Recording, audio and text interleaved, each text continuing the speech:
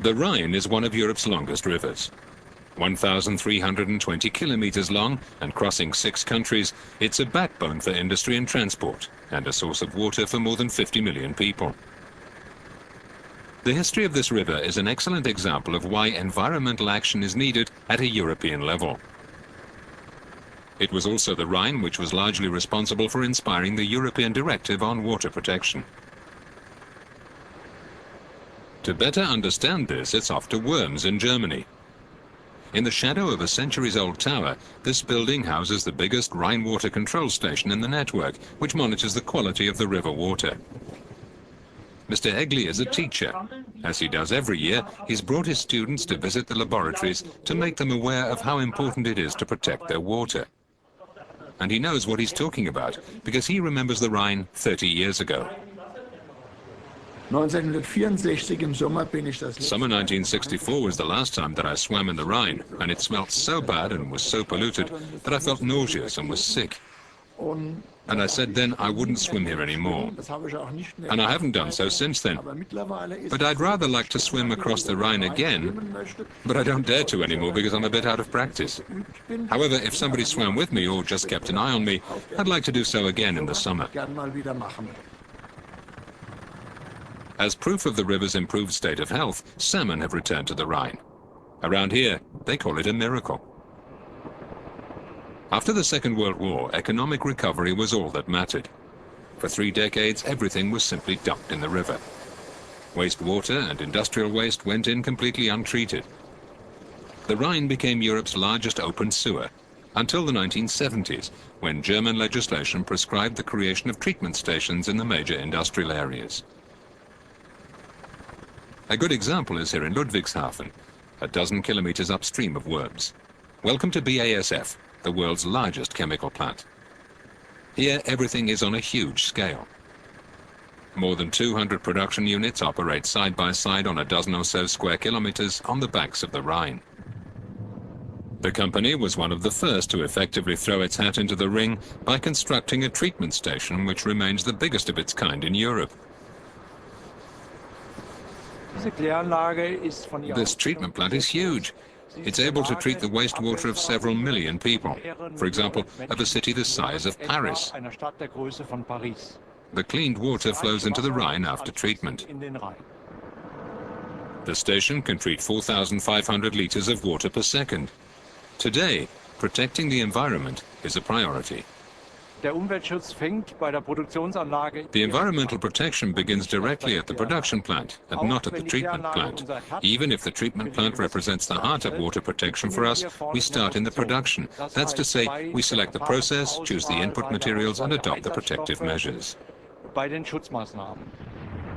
the real wake-up call came in 1986 with a fire at the Sandoz plant in Switzerland. The water used to put out the fire carried 30 tons of pesticides with it as it flowed back into the Rhine. All aquatic life within a 400-kilometer stretch of the river was killed.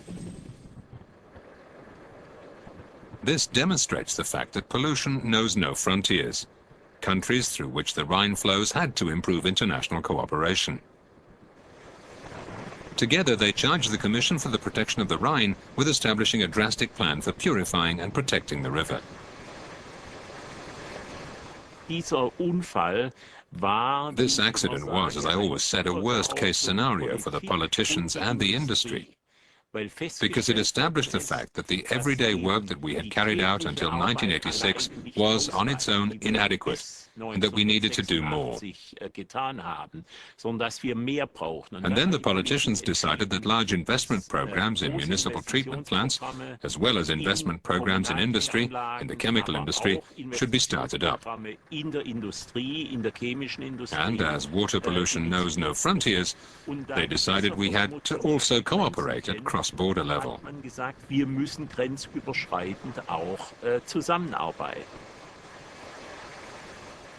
According to the director of the control station in Worms, thanks to this cross-border cooperation, the water quality of the Rhine is much improved now. I think these two diagrams provide a good illustration. You can see from the different colors when the situation was bad. 40 years are represented here. 30 years ago, the bad situation was in the red area, and the situation is clearly better today. And if you look at the biology, there's a similar picture.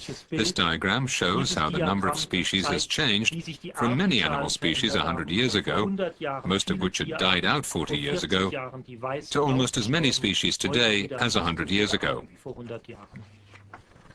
The story of the Rhine could have been that of any other river in Europe. This is why, in 2000, the European Union adopted a directive which notably imposed the principle of cross-border water management, introducing the concept of river basin management.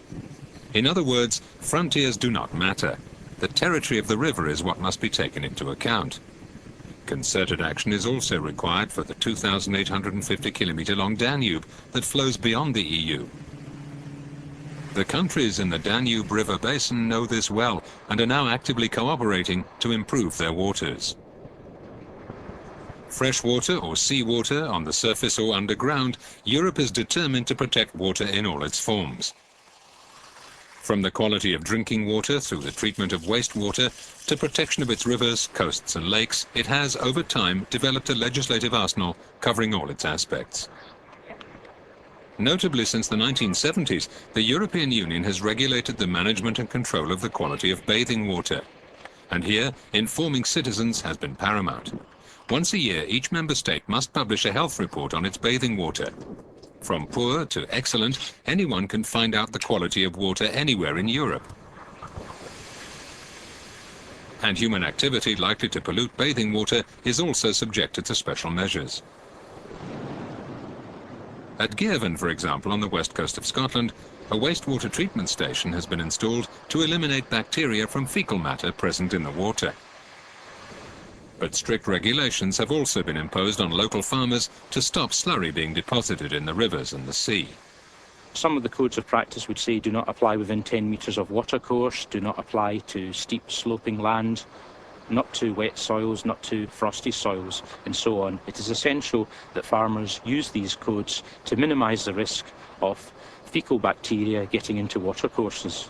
One practice that can give rise to water pollution is when large herds of animals are drinking water from rivers and streams. So an easy technique which farmers can utilise is using drinking troughs, water troughs there, where the animals can access water from the trough, the drinking trough, and not the stream. Today the results are obvious everywhere in Europe. Since 1990, the number of bathing sites fulfilling the EU standards has increased by almost 30%. Nowadays, 90% of our bathing areas have clean and safe water. But environmental pressures persist and new challenges constantly emerge. We need to ensure that clean waters are kept clean and available in sufficient quantity. The objective of the European Union is that all the water on its territory should be in good chemical and biological status by 2015, and to reconcile our use of water with the requirements of nature.